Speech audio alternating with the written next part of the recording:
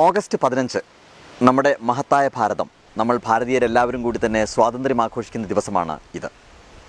യഥാർത്ഥത്തിൽ ഭാരതം സ്വതന്ത്രയായത് 1947 ഓഗസ്റ്റ് 14 അർദ്ധരാത്രിയാണ് എന്ന് നമുക്ക് എല്ലാവർക്കും അറിയാം. അപ്പോൾ നമ്മളുടെ ഒരു സംശയം, യഥാർത്ഥത്തിൽ 14നാണോ 15നാണോ നമ്മൾ സ്വാതന്ത്ര്യം ആഘോഷിക്കേണ്ടത് എന്നൊരു സംശയമുണ്ടാവും. എന്തുകൊണ്ടാണ് ഒരു രാഷ്ട്രം സ്വാതന്ത്ര്യം നേടിയെടുക്കുന്നത് അർദ്ധരാത്രിയിലായി പോയത്, അല്ലെങ്കിൽ സ്വതന്ത്രയായത് അർദ്ധരാത്രിയിലായി പോയത്?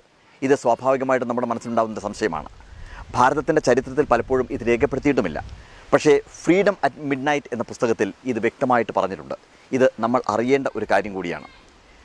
അവസാനത്തെ വൈസ്രോയ് ആയിരുന്ന, അല്ലെങ്കിൽ ഭാരതത്തിൻ്റെ സ്വതന്ത്ര ഭാരതത്തിൻ്റെ ആദ്യത്തെ ഗവർണർ ജനറൽ ആയിരുന്ന ലോർഡ് മൗണ്ട് ബാറ്റൺ, അദ്ദേഹത്തിന് നിർബന്ധമായിരുന്നു സ്വാതന്ത്ര്യം കൊടുക്കുകയാണെങ്കിൽ അത് ജപ്പാൻ ബ്രിട്ടനോട് അടിയറവ് പറഞ്ഞ രണ്ടാം ലോക മഹായുദ്ധത്തിൽ 1945 ബ്രിട്ടനോട് ജപ്പാൻ അടിയറവ് പറഞ്ഞ അതേ ദിവസം മാത്രമേ സ്വാതന്ത്ര്യം കൊടുക്കൂ എന്ന് മൗണ്ട് ബാറ്റന് നിർബന്ധമായിരുന്നു.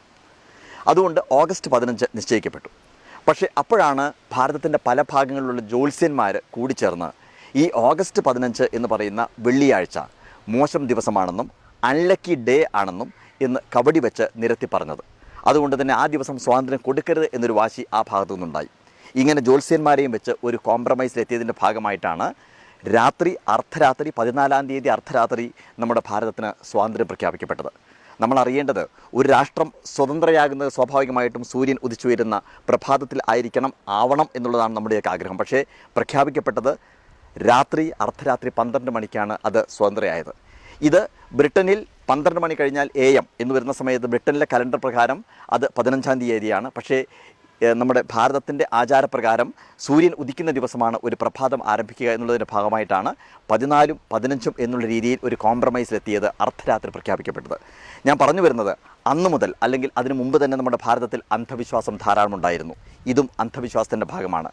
കാരണം ഇത്രമാത്രം വലിയ പവിത്രമായ ഒരു കാര്യം, പുണ്യം നേടുന്ന ഒരു കാര്യം, നമ്മുടെ രാജ്യം സ്വതന്ത്രമാവുന്ന ഒരു ഘട്ടം പോലും അർദ്ധരാത്രി പ്രഖ്യാപിക്കേണ്ടി വന്നത് ഈ ജ്യോത്സ്യത്തിൻ്റെയും അല്ലെങ്കിൽ ഈ അന്ധവിശ്വാസത്തിൻ്റെയും ഭാഗമായിട്ടാണ്. ഞാൻ പറയാൻ കാരണം, ഇപ്പോൾ ഈ ഒരു സ്വാമി ഇവിടെ അന്തരീക്ഷത്തിലിരിക്കുകയാണ്.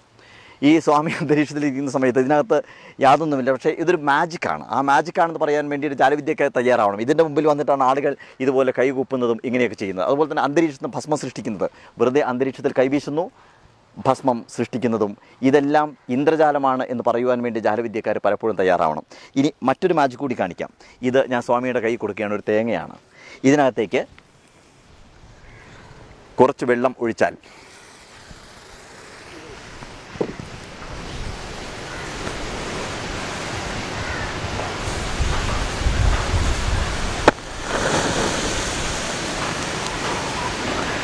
ഇതെല്ലാം ഇന്ദ്രജാലങ്ങളാണ്, അല്ലെങ്കിൽ കെമിക്കൽ റിയാക്ഷൻ ഉപയോഗിച്ചുകൊണ്ട് കാണിക്കുന്ന അത്ഭുത കാഴ്ചകളാണ്. പലപ്പോഴും ഇത്തരത്തിലുള്ള അത്ഭുത കാഴ്ചകൾ കാണിച്ചു കഴിഞ്ഞതിന് ശേഷം ഇതിനകത്ത് അമാനുഷിക സിദ്ധി ഉണ്ടെന്ന് മാന്ത്രികരടക്കമുള്ള ആളുകൾ പലപ്പോഴും അവകാശപ്പെടുന്നതാണ് അപകടം.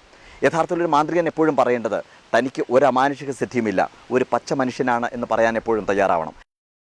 അതുകൊണ്ട് ഈ സ്വാതന്ത്ര്യദിനത്തിന് നമുക്കൊരു പ്രതിജ്ഞ എടുക്കാം. അന്ധവിശ്വാസങ്ങളുടെ ഇരുട്ടിൽ നിന്ന്, അന്ധവിശ്വാസങ്ങളുടെ തടവറയിൽ നിന്ന് നമുക്ക് മോചനം നേടുമെന്ന് പ്രഖ്യാപിക്കാം.